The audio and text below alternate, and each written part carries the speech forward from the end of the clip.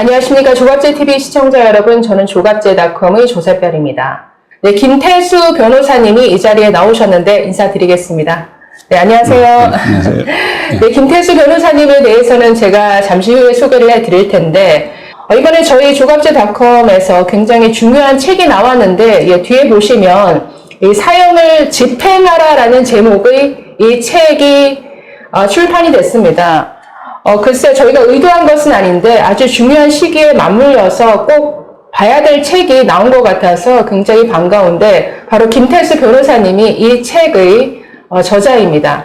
자, 김태수 변호사님은 고려대 법학과를 졸업하시고 오랫동안 이제 변호사 활동을 하셨는데 조선일보 고문 변호사로 계십니다. 그래서 아주 여러 건의 명예훼손 그 소송을 다루면서 이 언론의 자유와 한계에 대해서 아주 중요한 여러 가지 대법원 판례를 이끌어내신 분이고, 가장 유명한 사건으로는 이승복 사건 잘 아시죠? 나는 공산당이 싫어요. 이 한마디에 아주 무장공구에게 무참하게 죽임을 당했던 그 이승복 사건과 관련해서 99년 이후부터 아주 법적 공방이 있었습니다. 이 좌파 세력들이 이승복 사건은 조작되었다 이렇게 주장하는 바람에 조선일보와 7년여간의 법정 공방을 벌였는데, 그 끝에 그 승소를 이끌어냈던, 그래서 이승복 사건의 진실을 지켜내는데 아주 중요한 역할을 하셨던 김태수 변호사님이 이 책을 이렇게 쓰셨습니다. 책 제목을 보면 사형을 집행하라, 어떻게 보면 그 제목 자체가 굉장히 직설적이거든요. 사형에 찬성한다 이렇게 할 수도 있겠는데, 사형을 집행하라라는 이 제목을 붙였다라는 것은 사형이 지금 집행이 안 되고 있다라는 현실을 말하시는 거겠죠. 그래서 이 책을 이런 제목으로 이렇게 쓰시게 된 사실 이유가 가장 먼저 궁금한데요. 그 이유가 뭘까요?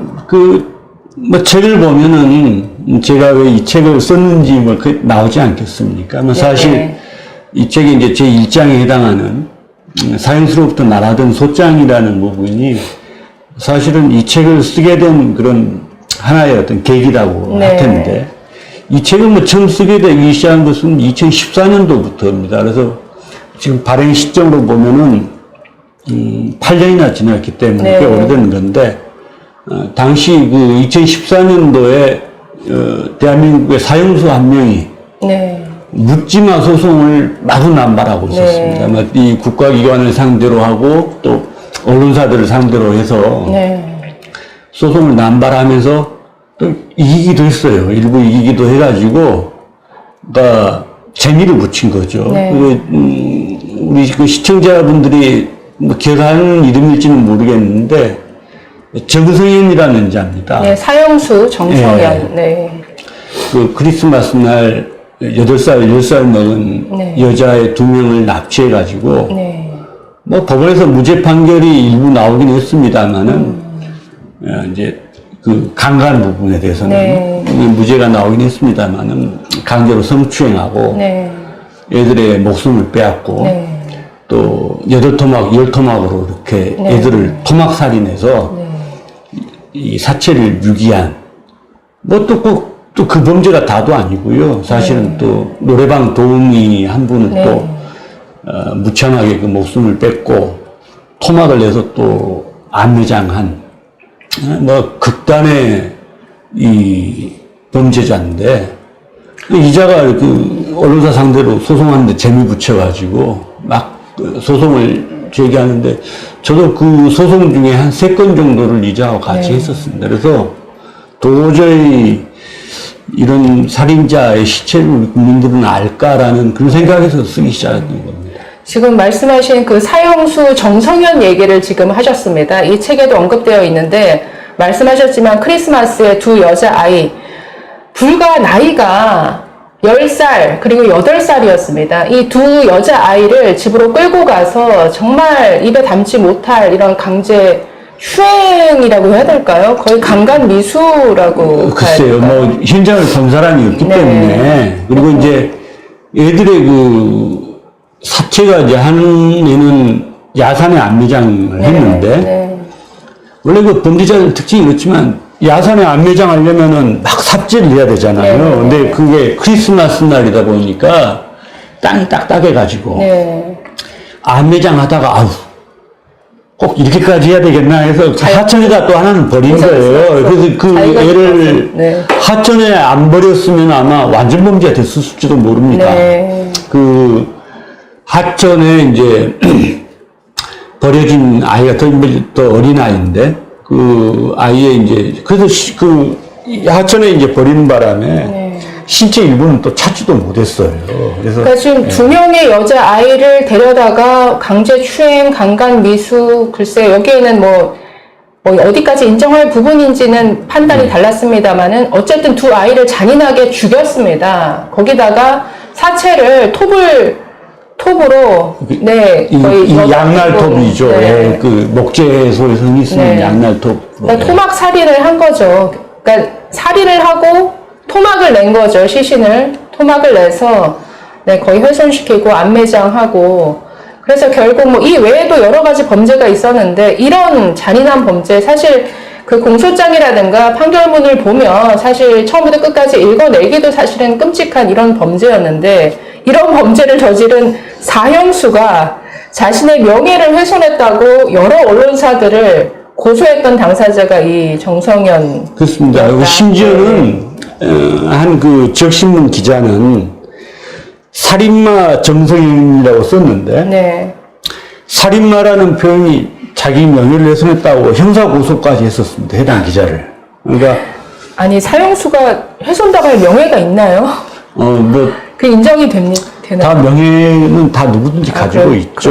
예, 그러니까 명예라는 것은 그렇게 생각해 보면 됩니다. 내가 지금까지 유지되어 왔던 평판보다 조금이라도 낮아지면 명예훼손이 있다고 봅니다. 그래서 뭐 이게 물론 이제 그건 이론적인 문제고 우리 현실적인 기준으로 따지면은 사형수라는 것은 우리 사회에서 존재 가치가 없다고 본 사람입니다. 제거해야 될 사람으로 이렇게 봤기 때문에 어차피 이제 사람의 목숨을 잃으면 다 마찬가지인데 그 안에서 얼마만큼 더 어떤 사회적인 평판이 좌우되느냐는 문제는 뭐 사실 이론에 가까운 문제고 실질적으로는 좀 기가 막힐 일이죠.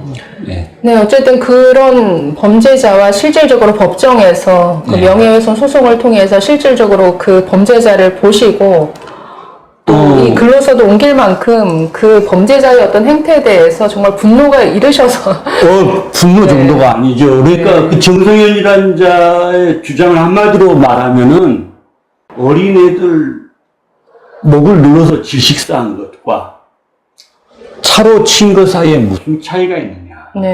그 이왕 사람이 죽었으면은 어차피 더 이상 사람이 아닌데 그 물건이 가까운 건데 그거 톱질 좀 했다고 해서 뭐가 그렇게 이 잘못된 거냐?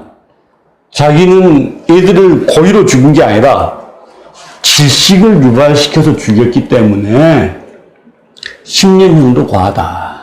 교통사고로 사람 둘 쳤다고 이렇게 사형 선고한 나라가 어디 있느냐? 마찬가지로 교통사고 수준의 이런 이 살인행위에 대해서 나는 지금 너무 오래 살고 있다. 이게 이자의 한마디로 주장입니다. 그런 주장을 자기 입으로 나와서 합니다. 우리 국민들이 제일 모르고 있는 게 사이코패스는 정신병자일 거라는 생각입니다. 그렇지 않습니다. 사이코패스는 보통 사람보다 훨씬 합리적인 사람입니다. 그러니까 우리 뭐 좀 말이 길어질 것 같은데 우리 이성의 영역과 감성의 영역을 좀 알아야 돼요. 우리 이성의 영역은 바로 수정이 됩니다. 예를 들어서 우리가 2 더하기 2는 5였다고 알았던 사람이 수학 선생님의 친절한 설명을 듣고 2 더하기 2는 4라는 것을 알았다 그러면은 2 더하기 2는 5였다는 그 생각은 순식간에 바뀝니다. 그 과거의 일이 되고 거기에 대해서 집착하지도 않아요. 그렇지만 뭐 저같이 이제 부모님이 다 돌아가신 분들은 그 감정이라는 게 오늘부로 슬픔을 끝내겠다고 해서 되는 게 아닙니다. 잊어먹고 있다가도 오늘같이 이 비가 오는 날 또 때때로 어떤 사소한 일상에서 부모님을 생각하게 하는 어떤 추억들을 보는 순간 폭발하듯이 감정이 올라오죠. 네. 그 감정이라는 것은 이것이 인위적으로 제약이 되는 게 아니에요. 네. 근데 반면에 이성적인 생각들은 그게 어떤 오류가 나타났을 때 바로바로 수정이 돼요. 네. 사이코패스들은 모든 사회 현상을 이성적으로 보는 사람들입니다. 네. 사람을 죽인 것에 대한 죄책감, 거기에 대한 어떤 트라우마 이런 게 머릿속에 없는 사람들이에요.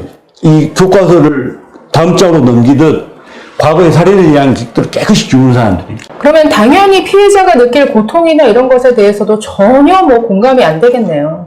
당연합니다. 네. 제가 앞에서 설명드렸다시피, 사이코패스들은 모든 걸 이성적인 눈으로 보는 네. 사람입니다. 우리가 이 책장을 넘기듯이 과거의 기억을 깨끗이 지우는 사람들이에요. 네. 그래서 사이코패스를 정신병자와 이렇게 동일시하는 게 사회 일반의 관점인데, 네. 실질적으로는 사이코패스 중에서는 무슨 환청을 듣거나 망상을 하거나 이런 사람은 없습니다. 오히려 굉장히 명료하고 말도 잘합니다. 대표적인 게 정성현 같은 경우인데, 그런 극악한 범죄자가 저지르는 말투는 어떨까? 굉장히 차분하고요.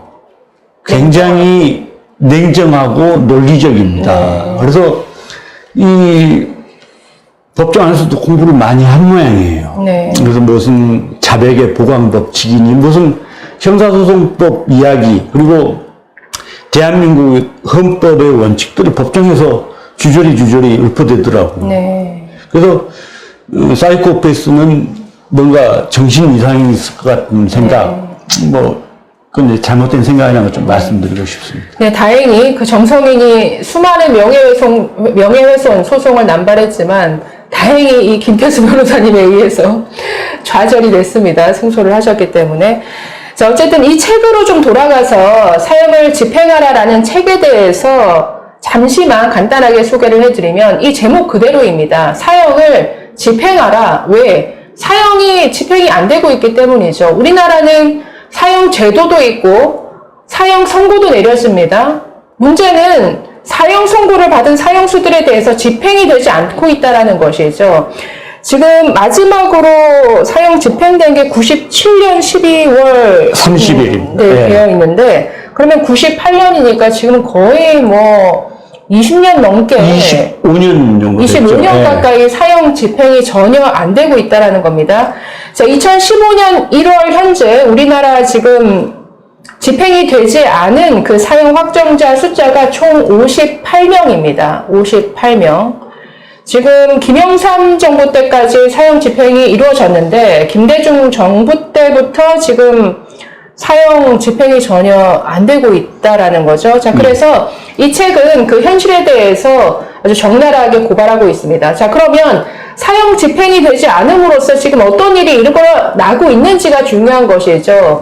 이 사형수들은 깜방에서 정말 막노릇하면서 이렇게 정말 명예훼손 소송까지 하는 이런 활개를 치고 있는데 반해서 반면에 그 사형수에게 정말 죽임을 당한 그 가족들의 유가족들은 정말 그들의 영혼이 다 파괴가 되고 가정이 파탄이 나고 자살하고 그러니까 너무나 이 사형수들의 처지와 그 죽임을 당한 피해자 가족들의 처지가 너무나 대비된다라는 겁니다. 이 사형수들 우리가 주는 세금으로 호의호식하고 살고 있는 동안 이 피해자 가족들은 철저하게 그 개인이 가정이 파탄나는 이런 환경 속에서 고통 속에 살아가고 있는데 이게 과연 정당한 것이냐 이 책을 통해서 묻고 있는 것 같습니다. 그리고 이 책에는 그 사형수들이 대체 어떤 범죄를 저질러서 사형을 받았는지에 대해서 아주 여러 케이스들을 얘기하고 있습니다. 그래서 이 책을 읽고 있으면 대체 어떻게 이런 자들을 살려둘 수 있는가라는 생각이 자연스럽게 들게 되는데 그런 사형수들의 케이스 그리고 실제 사형 집행장에서 벌어지는 일들 반면에 이런 사형수들을 정말 아주 때로는 마치 영웅처럼 이 시대의 희생양인 양 아주 미화를 해서 어떤 사형은 폐지되어야 한다. 마치 억울하게 사형을 언도받은 사람인 것처럼 이들을 포장해서 어떤 사형을 폐지해야 된다는 이런 여론몰이에 활용하는 정말 사형 폐지론자들이 우리 사회에 있습니다. 대표적으로 종교로는 뭐 천주교가 대표적이고 뭐 공지영 같은 이런 뭐 지식인들도 있고 여러 가지 시민단체, 인권단체들이 있습니다. 이들이 사형 폐지를 주장하는데 그들의 주장이 얼마나 허구적이고 얼마나 위선적인지가 이 책에서 또한 지적하고 있습니다. 그리고 뒷부분에는 각 나라마다 이 사형제도가 어떻게 운영되어 왔는지 아주 사실은 저는 그 역사나 각 나라의 케이스에 대해서 얘기한 부분도 너무나 재밌게 봤거든요.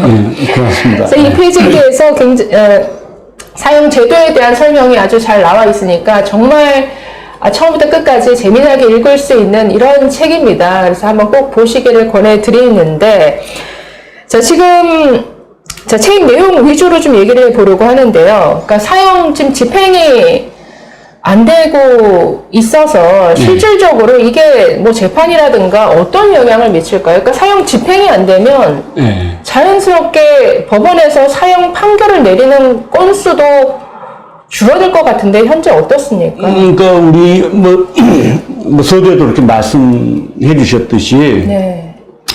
97년 12월 30일 이후에 네. 거의 뭐 이제 만 25년은 안 됐지만 거의 25년이 돼가고 있지 않습니까? 그러니까 보통 10년 이상 이제 사형을 집행하지 않으면은 실질적 사형 폐지국 뭐 이런 말을 듣게 되는데 우리나라는 강산이 2번 바뀌고 또 한 5년이 달도록 사형 집행이 안 되고 있기 때문에 굳이 분류하자면은 우리나라도 사형 제도는 두고 있지만 집행은 안 하는 나라. 그러니까 실질적 사형 폐지국이 되고 있죠.